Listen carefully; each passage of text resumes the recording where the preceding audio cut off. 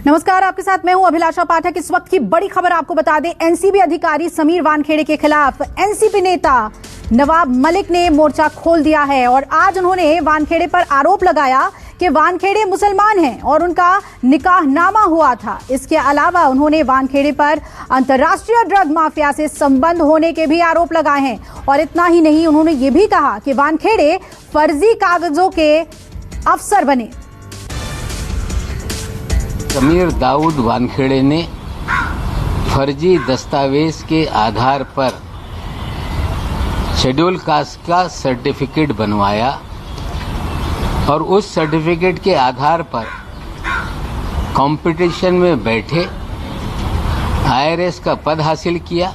आज जो निकाहनामा मैंने दिया है उसमें मस्जिद का मदरसा है, उसका एड्रेस है और ये सारे तस्वीर हमने रखी है।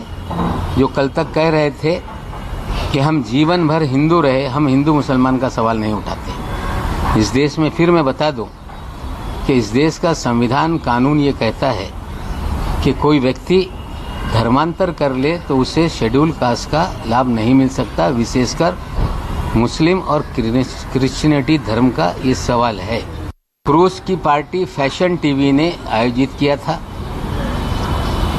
बिना किसी महाराष्ट्र सरकार की जानकारी के बिना कोविड प्रोटोकॉल होने के बावजूद कोई भी क्लियरेंस महाराष्ट्र पुलिस से, महाराष्ट्र के गृह विभाग से किसी भी तरह से कुछ नहीं लिया गया। सीधे डायरेक्टर शिपिंग से परमिशन लेके इसे परमिट किया गया। उस जहाज की क्रूज पार्टी में टारगेटेड लोगों की तस्वीरें देकर उन्हें ट्रैप किया गया, लेकिन मेरी जानकारी है कि एक अंतर्राष्ट्रीय ड्रग माफिया उस पार्टी में था।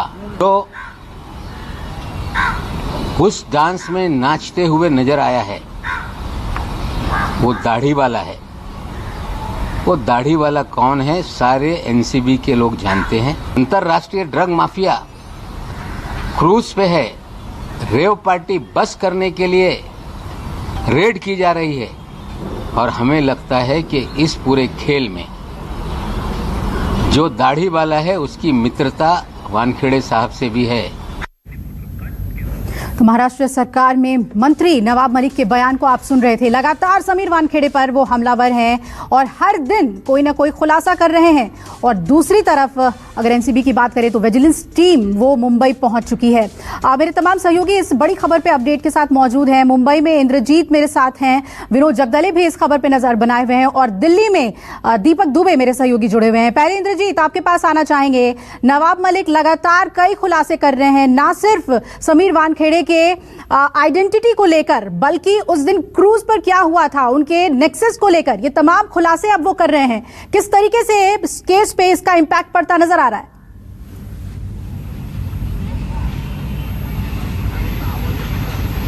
जी बिल्कुल इम्पैक्ट पड़ता नजर आ रहा है, क्योंकि आपने देखा कि कल जो एक गवाह है उसने शिकायत दी मुंबई पुलिस को और इसके बाद मुंबई पुलिस ने भले ही इस मामले में एफआईआर दर्ज नहीं किया लेकिन अपनी तरफ से जांच शुरू कर दिया है। तो कहीं न कहीं जो भी बयान नवाब मलिक दे रहे हैं उसका इम्पैक्ट केस पर भी दिखने लगा है और मुंबई पुलिस की भी एक तरह से अब इस केस में एंट्री हो गई। दूसरी बात नवाब मलिक के बयानों की है, तो कुछ बयान भले ही उनका जो है वानखेड़े के ऊपर पर्सनल है, लेकिन जिस तरह से वो क्रूज को लेकर लगातार हमले कर रहे हैं और आज जो उन्होंने गंभीर आरोप लगाया है, कहीं न कहीं एनसीबी को इसमें देखना होगा। और सीसीटीवी फुटेज क्रूज पे आपने देखा होगा कि बहुत सारे सीसीटीवी फुटेज लगे रहते हैं, हर फ्लोर पे सीसीटीवी लगे रहते हैं, उस पार्टी के आसपास भी सीसीटीवी फुटेज लगे हैं। तो कहीं न कहीं जो एनसीबी के अधिकारी है उनको सीसीटीवी फुटेज खंगालने पड़ेंगे और जांच करनी पड़ेगी क्या वाकई में कोई अंतर्राष्ट्रीय ड्रग माफिया उस पार्टी में था। क्योंकि नवाब मलिक भी एक कैबिनेट मिनिस्टर हैं, तो इस तरह के हल्के आरोप नहीं लगा सकते और हल्के आरोप लगाकर भाग नहीं सकते। तो कहीं न कहीं अब इस मामले में अगर जांच होती है तो बहुत सारी परतें खुलेंगी और कुल मिलाकर अगर देखें तो जो एनसीबी की जो क्रूज पार्टी भ्रष्ट किया था उस पर सवाल खड़े होने लगे हैं और लगातार नवाब मलिक इसको लेकर हमलावर हैं। हालांकि एनसीबी की तरफ से या लोगों की तरफ से ये भी कहा जाता है कि नवाब मलिक तभी से हमलावर हैं जब से उनके दामाद की गिरफ्तारी हुई थी। इस बात को नवाब मलिक भी नहीं नकारते। नवाब मलिक बार बार कहते हैं कि जब से मेरे दामाद की गिरफ्तारी हुई थी और इलीगल तौर पर हुई थी, उनका कहना है ऐसा, तब से मैं लगातार इस मामले में सबूत इकट्ठा कर रहा था और अब मेरे पास काफी ऐसे सबूत हैं जो ये साबित कर देंगे। अब इन सबूतों को कैसे लिया जाता है इंद्रजीत, ये देखना बहुत अहम होगा क्योंकि विजिलेंस टीम मुंबई पहुंच गई है। विनोद, आपके पास क्या जानकारी है? आज क्या मुंबई में मूवमेंट होंगे, क्या इस केस में और क्या डेवलपमेंट देखने को मिल सकती है दिन भर? देखिए, सबसे पहले अभिलाषा मैं आपको बात बताना चाहता हूं, हम नवाब मलिक के पीसी में मौजूद थे। नवाब मलिक ने जो आरोप लगाए हैं उन आरोपों को लेकर उनका ये कहना है कि मेरे पास पुख्ता सबूत मौजूद है। उस पार्टी के अंदर जो वीडियोस निकाले गए, जो मोबाइल फुटेज है, वो मोबाइल फुटेज मेरे पास है। उसमें एक व्यक्ति डांस कर रहा है जो दाढ़ी वाला है। बताया जाता है कि वो अंतरराष्ट्रीय ड्रग माफिया है। उसके साथ उसकी गर्लफ्रेंड भी वहां पर मौजूद थी, वो भी वहां पर थिरक रही थी और वो गन लगाए उस क्रूज पर मौजूद था। कुछ दिनों ये जेल की हवा भी खा चुका है। बताया जाता है कि तिहाड़ जेल में था। अगर वो आरोपी इस क्रूज पार्टी में आता है, अगर एनसीपी के जोनल डायरेक्टर समीर वानखेड़े वहां पर क्रूज पर जाते हैं, करते हैं, पार्टी को ध्वस्त, तो वहां इस माफिया को बताया जाता है। ये आरोप नवाब मलिक ने यहाँ पर लगाए हैं। नवाब मलिक ने कल ये निकाहनामा जो पेश किया है उसमें भी जो जहां पर ये निकाह हुआ था वहां पर पूरा एड्रेस सब कुछ वहां पर वो दिया गया है।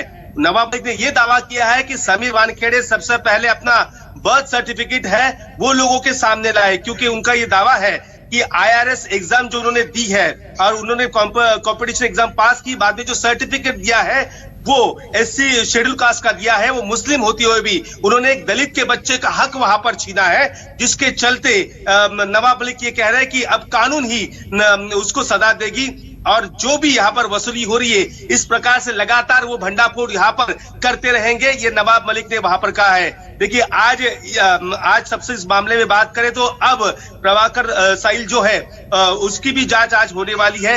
फिलहाल मुंबई पुलिस ने ऑन कैमरा उसका स्टेटमेंट वहां पर पूरी तरह से रिकॉर्ड कर लिया है और सिर्फ नवाब मलिक से बोल नहीं रहे हैं, बल्कि उनके बोलने के बाद यहाँ पर महाराष्ट्र की होम मिनिस्ट्री यहाँ एक्शन मोड में आ चुकी है। कल एक शाम को 5 बजे के बाद बैठकों का दौर चला। महाराष्ट्र के गृह मंत्री दिलीप वळसे पाटिल से नवाब मलिक मिले, बाद में मुख्यमंत्री से मिलकर उन्होंने इस पूरे मामले में क्या क्या चीजें उनके पास है, किस प्रकार से उस पार्टी में कौन कौन लोग शामिल थे, इस प्रकार की पूरी जानकारी वहां पर दी है। बिल्कुल, यानी महाराष्ट्र में अब इस पूरे मामले में हाई एक्शन देखने को मिल रहा है। महाराष्ट्र सरकार भी इस मामले को बहुत गंभीरता से ले रही है, लेकिन एनसीबी इस मामले को अब कैसे लेगी, क्योंकि विजिलेंस टीम वहां पर पहुंच गई है और जिस तरीके के आरोप नवाब मलिक कर रहे हैं, दीपक, उनका यह भी कहना है कि एक अधिकारी ने जो चिट्ठी दी है उसमें कई अहम जानकारियां निकल कर आती हैं जो आरोप उन्होंने समीर वानखेड़े पर लगाए हैं, चाहे वो रिश्वत को लेकर हो, चाहे वो अंतर्राष्ट्रीय नेक्सस से उनके जुड़े हुए होने की बात हो। अब कैसे इस मामले को एनसीबी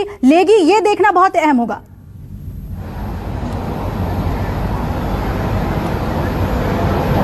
जी अभिलाषा, आपको बता दें जिस तरह से नवाब मलिक के द्वारा समीर वानखेड़े पर आरोप लगाया गया, उसके बाद जो एनसीबी की जो टीम है उन्होंने इस पूरे मामले में एक जांच कमेटी गठित की है। जिस तरह से प्रभाकर साहिल ने आरोप लगाया, उसके साथ साथ नवाब मलिक ने लगाया, 5 सदस्यीय जो टीम है वो मुंबई पहुंच चुकी है और इस पूरे मामले की जांच करेगी। सबसे पहले बता दें कि क्रूज जहां पर ये क्रूज था वहां पर जाकर ये जांच की जाएगी कि कितने ऐसे सीसीटीवी फुटेज है जिस तरह के आरोप लगाए गए हैं नवाब मलिक की तरफ से। जो दाढ़ी वाले शख्स की बात की जा रही है, उसकी गर्लफ्रेंड की बात की जा रही है, उसकी गर्लफ्रेंड के पास हथियार मौजूद था, लेकिन सवाल ये उठता है कि सीआईएसएफ की सिक्योरिटी वहां पर बहुत ही टाइट रहती है। ऐसे में हथियार लेकर कोई भी शख्स जो इंटरनेशनल क्रूज टर्मिनल पर कैसे जा सकता है, ये अपने आप में एक सवाल है। इसके साथ साथ जो पंच थे उनसे भी पूछताछ इस पूरे मामले में की जाएगी, चाहे प्रभाकर साहिल हो या फिर अन्य पंच हो, क्योंकि पंच के द्वारा ये आरोप गंभीर लगाए गए हैं कि 25 करोड़ की बात हुई,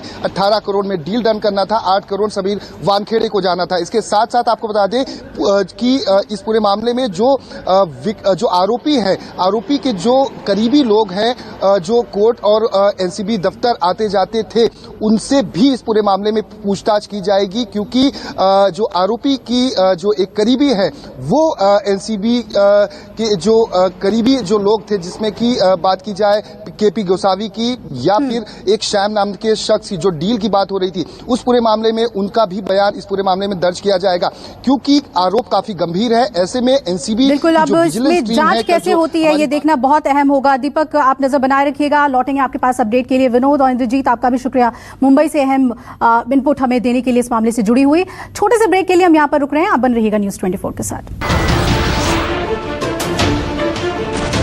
नमस्कार, मैं हूं मानक गुप्ता। अगर आपको हमारा ये वीडियो पसंद आया हो तो इसे लाइक और शेयर जरूर करें, और हां, हमें सब्सक्राइब और फॉलो करना ना भूलें ताकि आप देश और दुनिया की कोई खबर मिस ना करें। तो जुड़े रहिए हमारे साथ और देखते रहिए न्यूज़ 24।